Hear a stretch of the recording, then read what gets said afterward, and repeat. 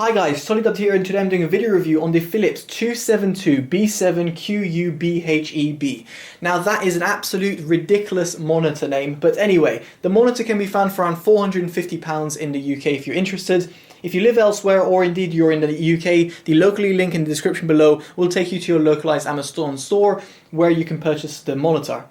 Now before doing that, you might want to consider its sibling. The sibling has got an equally ridiculous name and can be found for around £360 in the UK, so it's around £90 cheaper. Now why is it cheaper? Well, it's quite simple. It doesn't have a pop-up camera, which is found on this model. It doesn't have a DC power input, which is found at the back of the monitor, and it doesn't have two extra USB Type A ports, which can be found underneath the monitor when it comes to inputs and outputs. So worth considering. Now in terms of the other specs, I'm going to run through what this monitor has, and it's very much identical to the cheaper model.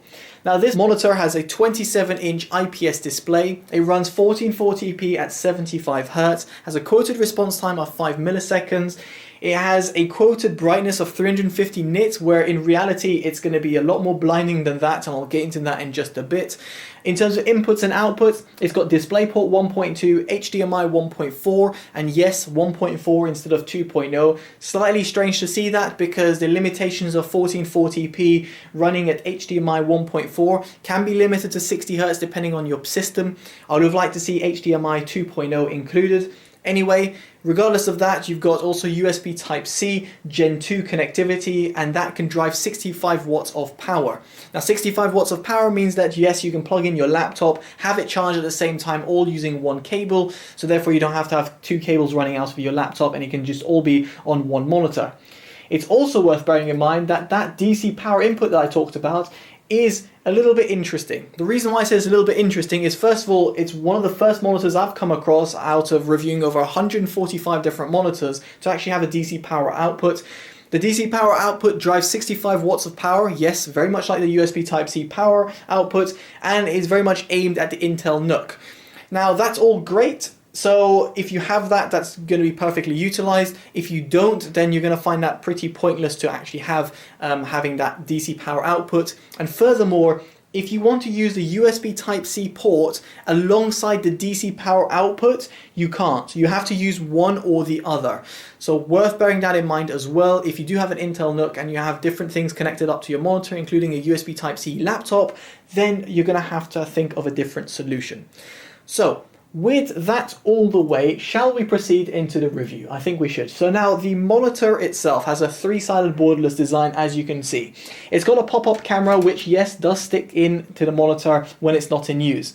Now we'll get into the camera quality in just a bit. This pop-up camera is truthfully only useful for Windows Hello. So if you're using it as a business solution and you want to use it to log into your PC via Windows Hello, then you might want to use that. Now moving on from the camera, it's worth bearing in mind the stand. Now the stand itself is pretty thick. By thick I mean not only in terms of its thickness, but also in terms of its width and how much space it takes on the desk. It's up to you in terms of if you like it or not. It's just worth bearing in mind, made out of full plastic, which is perfectly okay, but it's pretty thick and takes up quite a lot of space on the desk. It's worth knowing that the stand actually also provides full amount of adjustment, so you've got tilt, pivot, height adjustment, and you can also rotate the monitor a full 360 degrees or 90 degrees. So next up is the OSD. Now this can be accessed through a set of physical buttons found on the bottom right of the monitor.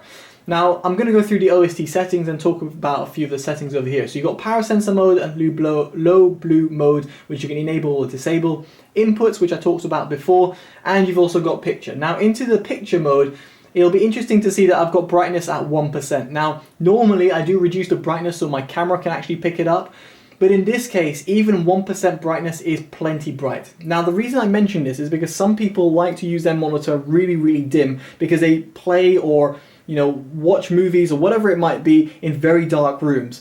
In this case, this monitor is really bright, which is great in some respects, whilst in other respects, it's going to be a little bit too blinding for some people. So the 1% brightness isn't an oversight over here, it's still plenty bright at 1% brightness. So you will want to bear that in mind if you're using this monitor in very dark conditions. Then I think you're going to struggle to really find that medium between your room and the actual monitor's brightness. Now, in terms of smart response, this monitor isn't a gaming monitor in the slightest. I tested it on playing some Counter-Strike, and I found that the response time wasn't great, even on the fastest overdrive mode, which is fastest.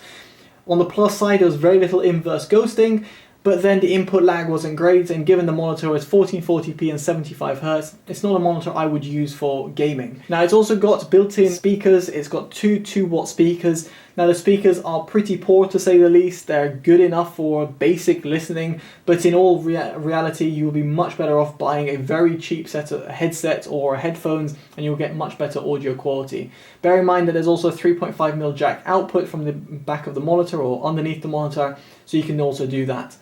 Now, the color mode. Now, normally I don't really comment much about this, but it's worth bearing in mind that brightness thing I talked about before. Now, if I was to whack this monitor on sRGB mode, which makes it look great and fully calibrated out of the box, it whacks up the brightness down to 70%, or down or up, whichever way you want to look at it. Now, normally that's a problem because sRGB mode makes everything look very dim, because 70% brightness on most monitors is too dim. Whereas with this monitor, 70% brightness is really, really bright, to the point where the only way you are going to use this monitor, at least in my case, I had to reduce the brightness.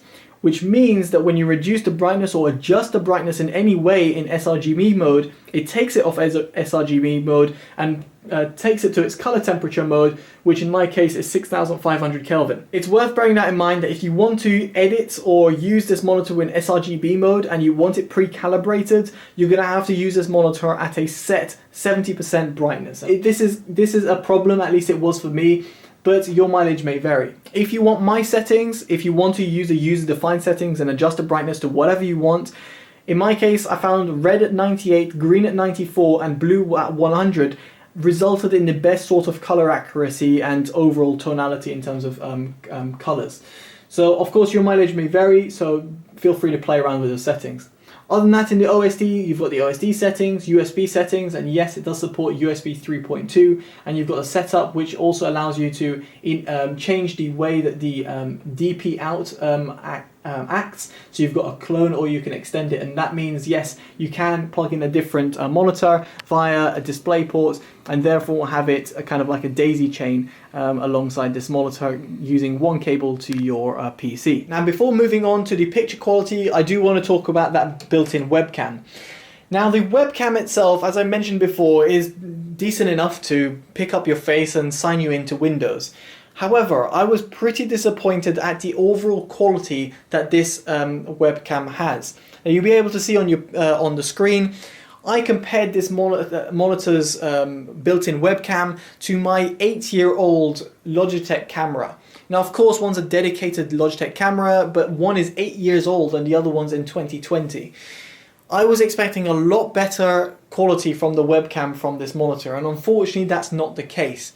There's a lot of image noise in the background, and from videos as well, it's not really great at autofocusing and kind of managing the exposure of your room. So overall, the camera is pretty poor, to say the least.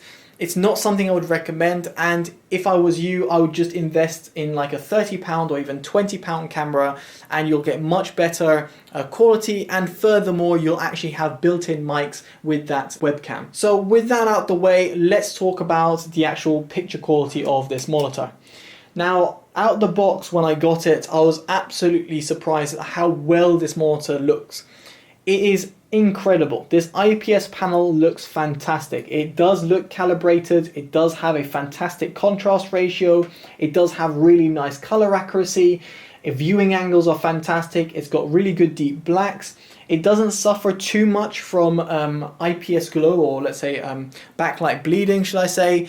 And you'll see this image over here on your screen that I took myself of this monitor. Of course, that can be complete panel lottery. In terms of overall brightness uniformity, it does a decent job as well. Moving back in terms of the overall colors and how they pop, looks fantastic. What I'm trying to say over here is that this monitor looks fantastic. It's IPS panel. The fundamentals of this monitor are absolutely done to perfection.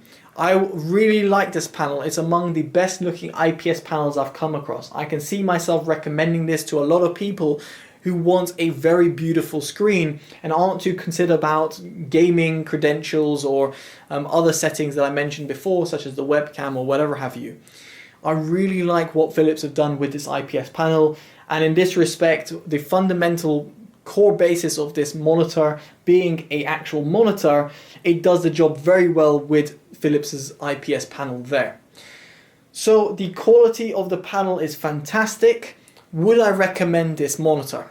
Well, truthfully, if it was me and I was going to spend my own money on a monitor, I would personally buy its sibling instead. Why is that? Well, I don't have an Intel NUC, so I don't need that DC power output.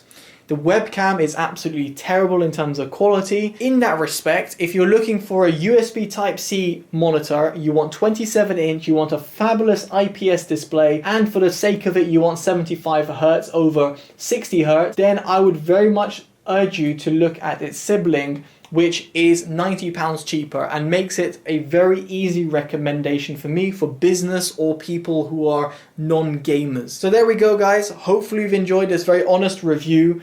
Thanks to Philips for sending me this out for an honest review.